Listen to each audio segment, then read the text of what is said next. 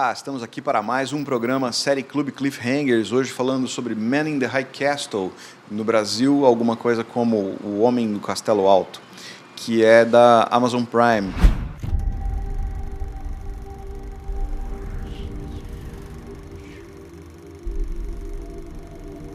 What is this? Newsreel film. It shows us winning the war. But we didn't win the war.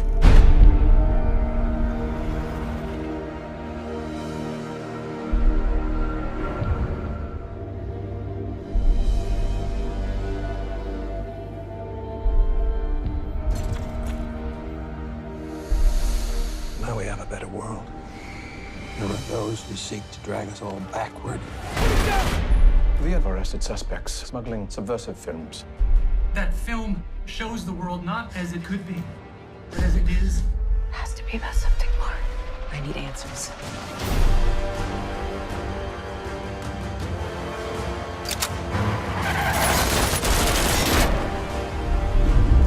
They're scared.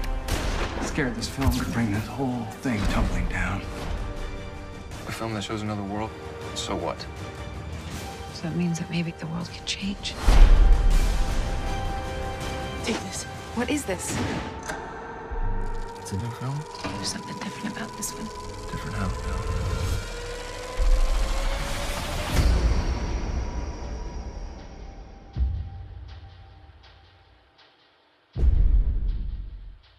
E quem vai falar conosco hoje são o Luiz Beraldo, a Sara Penedo e a Marina Morato.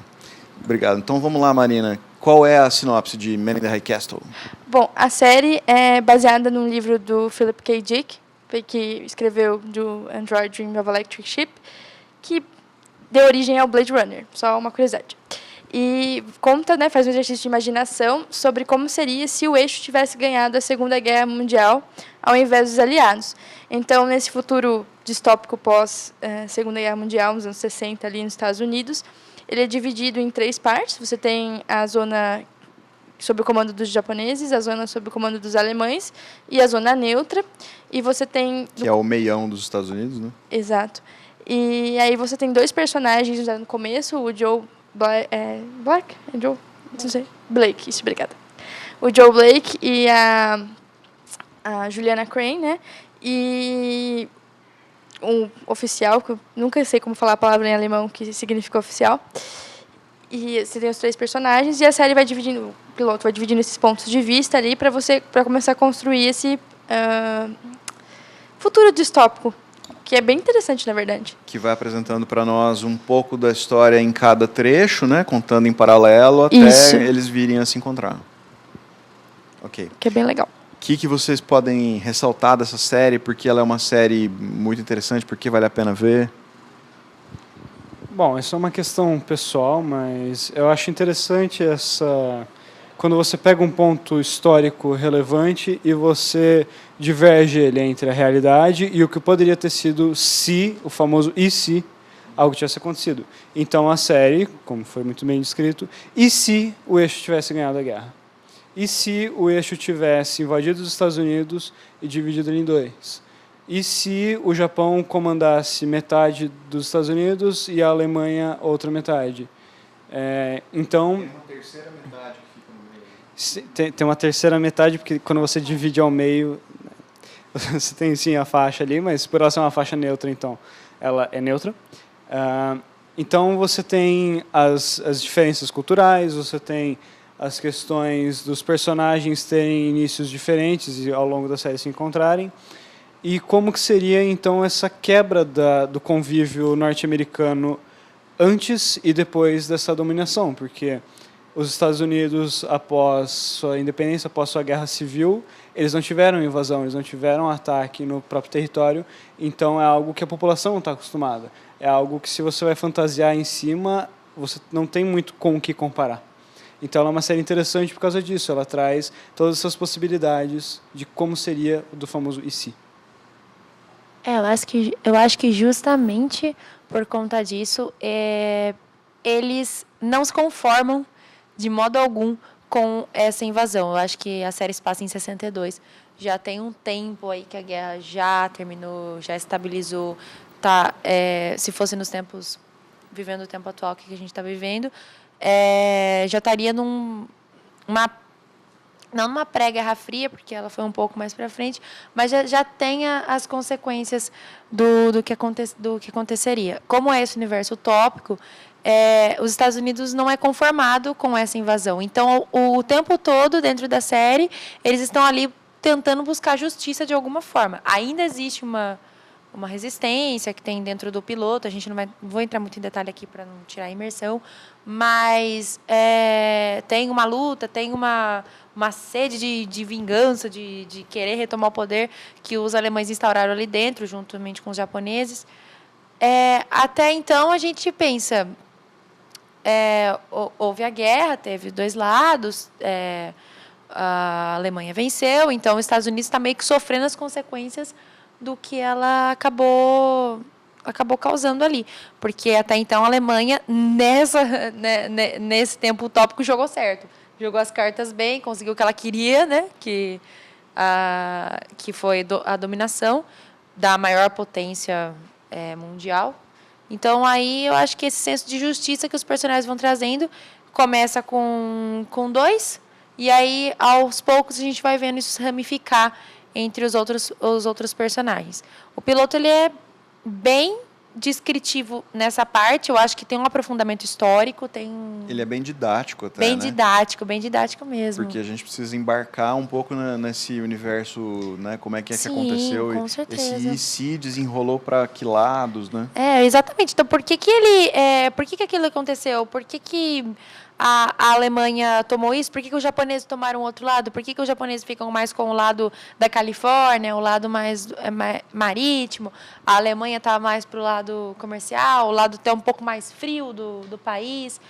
Tudo isso tem uma questão histórica que realmente era uma possibilidade de ter acontecido se a Alemanha não tivesse perdido no final. Inclusive, né? porque na história deles, na história que é apresentada para nós na série, eles é que lançam a primeira bomba atômica, né? Sim, é verdade. Lançam sobre os Estados Unidos. Exatamente. E aí Isso vira a maré. Não sabemos ainda se no piloto, você não sabe, né? Se foi isso que foi o gatilho, mas certamente isso está ali entre os elementos que compõem essa diferença, né? Exatamente. Se não foi o gatilho, foi um dos grandes motivos para ter gerado tudo.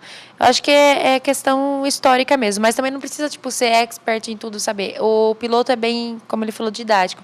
Tem a direção de arte, inclusive, eu achei fantástica, no ponto deles colocarem digitalmente os mapas, colocarem digitalmente as fronteiras, colocarem tudo como que está o nome dos territórios, porque os Estados Unidos não chamam, os Estados Unidos, obviamente.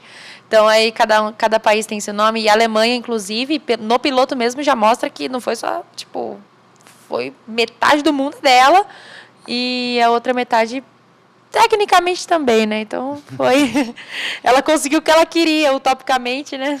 Conseguiu. Mas tem uma rachadura, né, nessa narrativa aí, né, que tá tudo indo bem para a Alemanha, entre aspas, né, para o Japão também, mas o Hitler, né, na história está perto já de morrer, e eles estão na expectativa do que é que vai acontecer, porque o Hitler colocou as coisas desse jeito, dividiu o território e tal. Muitos alemães se ressentem de ter cedido um pedaço dos Estados Unidos para os japoneses, né? Os japoneses pressentem que isso vai se transformar numa nova guerra, dessa vez Alemanha versus Japão, com aquele pedacinho dos Estados Unidos no meio, né, a terceira metade dos Estados Unidos ali no meio.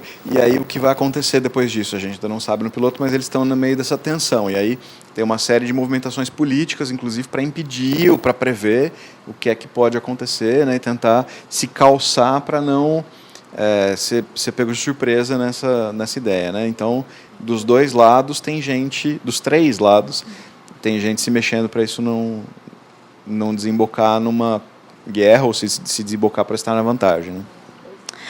A edição e o roteiro têm um papel fundamental nisso, porque a cada momento que tem um corte de cena, você tem ali um cliffhanger para a próxima coisa que vai acontecer, e o piloto termina exatamente onde você não espera que ele vá terminar. Você espera que vai acontecer mais coisa ali, plantado uma situação que você fica assim, que a edição e o roteiro ajudam, mas tudo estava convergindo para aquilo acontecer, e quando aquilo acontece e tem um desfecho inesperado, né, um desfecho que você não esperaria através do que já foi apresentado para você, você quer continuar assistindo. É uma série que não tem um ritmo, principalmente no piloto, extremamente rápido, ela deixa as coisas assentarem, ela deixa você conhecer mais os personagens, mas, assim, e nisso ela funciona, ela consegue ser boa, mas os personagens, principalmente o Joe e a Juliana, que são os protagonistas do primeiro episódio, eles começam sendo arquétipos, e eu não consegui sentir que vai desenvolver muito a partir daí, principalmente porque é muito claro que eles estão ali por uma função e que eles vão cumprir essa função até determinado ponto da série, e aí vai surgir uma outra coisa para continuar e ser um novo conflito, entendeu? Então, mas no sentido de reconstrução do mundo, eu gostei bastante. Uma coisa que eu acho que a Amazon fez foi uma boa construção de arte com o dinheiro disponível para isso. E foi necessário fazer construção de parte da cenografia em CGI, em CG, né? Então, isso ficou um pouco pesado, dá um tom meio, não sei, acho que cartunesco até para a série. Mas em certo sentido, dá muito certo o uso da fotografia aí para equilibrar. Fica claustrofóbico, super monocromático. Quando tem o vermelho, você já sabe que se trata ou da polícia, ou governo alemão, ou japonês, e já te dá um calafrio, assim, seguindo os personagens. E é muito legal. Tem pequenos toques que o roteiro vai dando também, que você fica pensando, com certeza isso aconteceria se o eixo tivesse ganhado a guerra, e te dá um medo, sabe? Te faz sentir apreensão mesmo, você não tendo vivido naquele período, você sabendo que as coisas aconteceram de uma outra forma. E até o Homem no Castelo Alto, que dá o título à série, ele é extremamente instigante desde o piloto, sendo que você não sabe muito sobre. A própria ideia dos documentos históricos lá, né, dos filmes que são transportados ali, que vem dele, né? Mas tem uma outra coisa que eu queria mencionar, é que nessa construção, a narrativa, a partir dos personagens, né, que a gente vai acompanhando, ela faz, eu acho, um pouco de... Ela dá um passo atrás na ideia de que você deva odiar alemães e japoneses automaticamente. Assim. Então, por exemplo, a própria ideia de que a moça... Me fugiu o nome da personagem agora. Juliana. Ela pratica Aikido. E aí ela fala, mas o Aikido não é nada disso que a gente está vendo aqui dos japoneses, né? O Aikido prega uma série de coisas legais, positivas, né? Do amor, da energia do amor e tudo. E aí isso é um contraponto necessário, assim, para não se construir uma série em que o discurso demonize automaticamente outro povo só porque ele é de outra origem, né? Assim, então, não é porque eles são de onde são, que automaticamente eles são pessoas ruins, né? Que é uma coisa complicada de se fazer numa situação de guerra, né? E a narrativa de guerra, em geral, tem um discurso que facilita muito isso, né? De pintar uns de uma cor, outros de outra, e aí eu torço para os de cá e os de lá são abomináveis, né? Exatamente isso. Eu acho que teve até um certo personagem, assim, que, para não entrar em detalhes, para não dar spoiler, leva a bandeira que até então foi considerada a bandeira, tipo, horrível, tanto que até o significado da suástica, tipo, nem era do nazismo, né? Foi uma coisa que eles se apropriaram e tudo, entre outros conceitos históricos. Ele simplesmente vê uma pessoa precisando de ajuda na estrada, ele vai lá e ajuda com a maior gentileza, e a gente vê muito isso do povo alemão. Eles são pessoas frias, são pessoas mais centradas, mas ao mesmo tempo são extremamente gentis. E ele simplesmente parou o que ele estava fazendo, ele podia muito bem não ter feito aquilo, foi lá, tirou um tempo dele, ainda deu uma parte do alimento dele que ele não ia comer para a pessoa, porque o próximo restaurante ficava a 5 horas da estrada. Então a gente vê assim, automaticamente vê a bandeira do nazismo, já pensa, e com razão, né? Porque foi um período muito tenebroso e obscuro na nossa história, mas, ao mesmo tempo, aquela pessoa está ali, está cumprindo a obrigação dela, mas é isso que você falou, tipo, ódio aos alemães, ódio aos japoneses, são as pessoas erradas, mas todos os alemães, todos os japoneses são quem, exatamente? Quando a Segunda Guerra ela se deu, o conceito de guerra total, de que a pessoa daquela nação, independente se ela possui um cargo político ou militar, é o nosso inimigo, de fato, primeiro que não faz sentido, segundo que é retratado na série o oposto disso. Ok, ele é um inimigo, mas de fato, como a Sarah mesma disse, continua sendo uma pessoa, continua estando ali disponível para ajudar, não necessariamente vai te ver como um inimigo e sim como uma outra pessoa. Com certeza. Eu acho que esse olhar que a gente tem muito a série colocou os Estados Unidos como na visão dos personagens, um dos maiores prejudicados. Mas a gente bem sabe que na vida real não foi assim. Os Estados Unidos também não era nada inocente, inclusive não foi nada inocente. Teve lados muito obscuros que fizeram. A gente não pode esquecer de Hiroshima e Nagasaki, mesmo que não foi mencionado. A gente não pode esquecer da Alemanha mortificada entre Rússia e Estados Unidos, que também teve um grande papel nessa guerra. Então, simplesmente, pode ser um acerto de contas, talvez? Bom, esse foi o programa Série Clube de hoje, falando sobre Man in the High Castle, O Homem do Castelo Alto, que é uma série da Amazon Prime. O programa Série Clube Cliffhangers é uma parceria entre a TV Unimap e os cursos de Cinema e Audiovisual e Rádio TV Internet aqui da Unimap e da produtora Escola de Audiovisual Pré-A. Muito obrigado e até a próxima.